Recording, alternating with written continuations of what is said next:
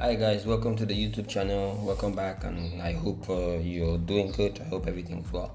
So this is the follow-up to the part one of the video that I told you I was going to do. This is just me treating the light setup, how I was able to achieve this shot that you see on the screen, how I was able to get this final look and all of that stuff. Even though this is a speed run, it's going to be a bit, I'm going to talk over it, so I'm going to be a bit what's the word, abstract, if I can use that word. So jumping right into it, this is me trying to set up the general, or would I say the basic foundation, the feel of it. If you notice, I put the, what's it called, the image of the city right behind. It's just an image. I didn't really want to develop the city. We already had the city already made up, so I just put it back behind there. I just took a photo, rendered it out, used AI to make it look a bit pushy. Then I put that at the background and all of that stuff. Yeah, the AI craze is getting crazy. Everybody's going to make it look like, oh no, which is something I'm planning on having another talk on the AI thing whilst I go. I'll talk about how we as Africans can definitely benefit from AI, not as much as people really make it look like it's a curse, because if you use it well and you use it properly, it will definitely be a blessing. So yeah, this is me still trying to set up the base, the foundation on all of it, trying to just get the general feel, like what kind of feeling am I going for? Am I going for warmth? Am I going for cool? Am I going for horror? Or what kind of lighting am I trying to get? So if you notice, I'm just trying to, I'm really shaking my head trying to discover what kind of lights I'm trying to get. And all of this, by the way, is used or is done in Unity, right? I do all my lighting and rendering in Unity. It really helps my stylization kind of thing and all of that stuff. Moving on, you see I'm using a directional light, which is like a sunlight in most all the other softwares, like what you get with the sunlight is a directional light.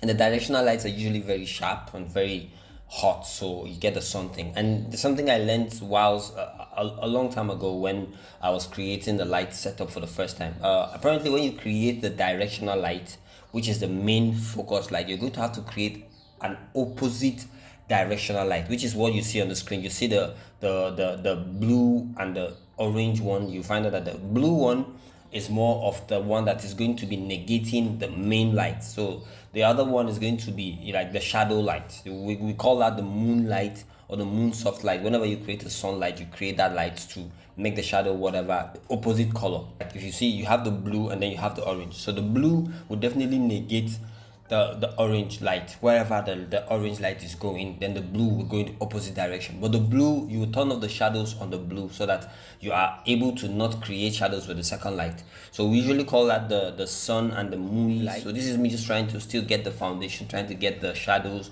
what I wanted to see in the shot, all of those things in between. And then that's me trying to isolate, certain things in the scene, like the character. So I wanted to isolate the character, so only the character is affected by a certain light, which is the light, the main light. That's the key light, not the sunlight now, just the key light, the one that you see hitting her face here, and then the one you see that I'm really trying to tweak. So this is me trying to tweak her subsurface scattering to get a little bit of the bluish in there, because I didn't want the whole thing to just feel warm. And for me, I'm a sucker for warm colors in my work, because I believe as Africans we usually have more warmth than cool. The foreigners usually have the cool light and all of that stuff, and this was what I was able to come up with at the end of the day for that shot. So with all of this, you'll be wondering, okay, this is, so I sent this to the client, and the client said, okay, you know what, tweak this a bit. So I went back and I tweaked it a bit, and I got this final result. So I got this final result, and I said, okay, you know what, this is it, and the client accepted, and then we moved on forward after the lighting. But this is where the whole thing now becomes very, very important. Most of the time, after we finish animation like this, as animators, we usually tend to stop and pause in that side alone and say, oh yeah, this is the final thing. But then this is the difference between, a professional work and a less professional work. You have to now take it to what you call compositioning, and then you have to now, really do a lot with it to really push out the final look that you're going for, right? So I took it to Nuke, and then if you notice on my screen, you discover that I have the reference images and the reference stuff, that these are the colors I'm trying to achieve. And if you notice, this is also the reference we used for getting the the room, right? So this was what we used. So I was trying to achieve the same kind of feeling that the client was send to me and say, okay, yeah, you know what, Six, this is what I want us to create. This is the room I wanted us to create. We give the whole thing that same vibe. So modeling everything, the whole environment. So this is me just trying to light it up. And if you notice, I was able to send out different AOVs from Unity. I was able to, mask a lot of things, and I was using this blue mask. So it's a bit complicated because the one I would do where I work, like this is a client work. So the one I would do where I work, like my studio with my boss, I didn't use the blue mask to mask out all of that. What I did was I was able to create the character isolated alone without anything. If you look at the black right there, you'll discover that with that whole black, you see that the character is just there alone.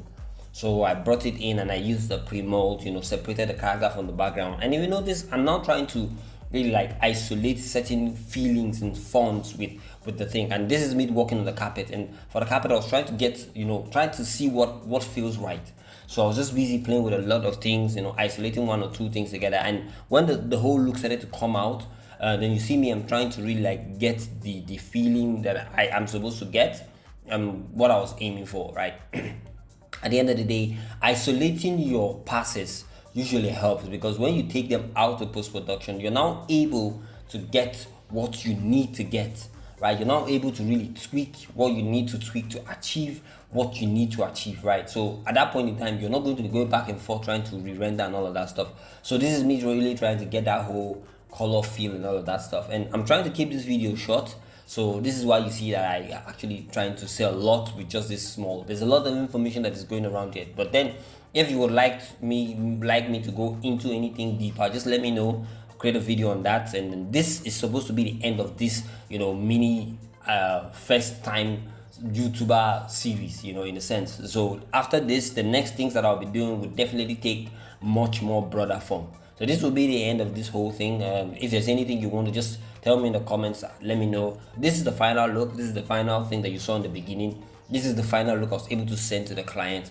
Now, I finished everything and the client was like, oh yeah, Six, yeah, you really did good. Happy for all of that stuff and everything in between. Now, all of that being said, you start to discover that, okay, at the end of the day, this looks a lot different from what I was able to get with the, with the other version, where there's a lot of things going on in the scene where it's not really pushed out, the colors are not really pushed out. So I was able to use this this whole compositioning. I was able to use the whole compositioning to really push out the colors that I wanted to see. I was able to push out the pink. You can see the pink is more pronounced. You can see the environment outside is a little bit more pronounced. But even though I was able to use the glass, and if you look at the one I showed you earlier from the beginning, you'll discover that there's not a lot of glassiness with that. So I used Nuke to really achieve that whole glassiness a bit, even though I had already created the glass with the final render from what I was able to push out of Unity.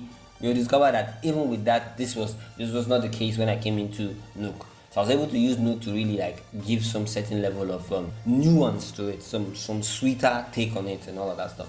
So this is something I picked up way back, in the earlier times, when I thought animation is something you just finish rendering, send it out, and that's about it. Oh, you're done, and that's about it. But it turns out that it takes a whole lot.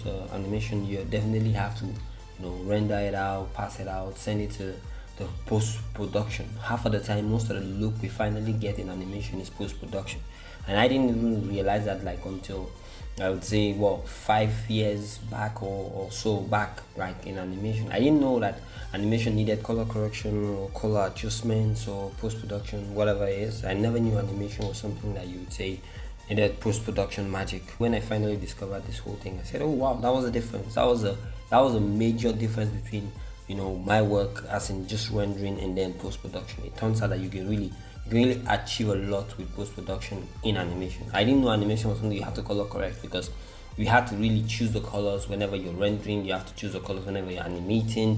What kind of character, cloth, what kind of colors the character going to wear, all of that stuff are colors you have to actually choose. I thought that was only in like actual film production, but it turns out that you also have to do it in post-production. So yeah, I'll call it done here, and I'll say anyone who really has anything to say, anyone who really wants to, just leave me something in the comments. I think after this, I would not really hit on the animation process anymore. I'm definitely trying to dive into the whole point of me, setting this whole thing up. So the next video is going to be me really talking about the animation industry in Nigeria as I see it. I've really tried to dive into that whole thing. As it is now, trying to do my research. You can't really just say something without at least understanding more. Even though I've been in the industry for a while, I have to definitely do one or two research and make sure I put my little bit of facts together. As it would be. So yeah, this is the whole thing. Thank you for hanging out with me all this time. I don't know if you did last this long, but if you did, thank you so much. Please share this with someone you know is gonna like this, or someone you know needs this. And yeah, we'll call it a day. And I'll catch you guys on the next one. 6 out.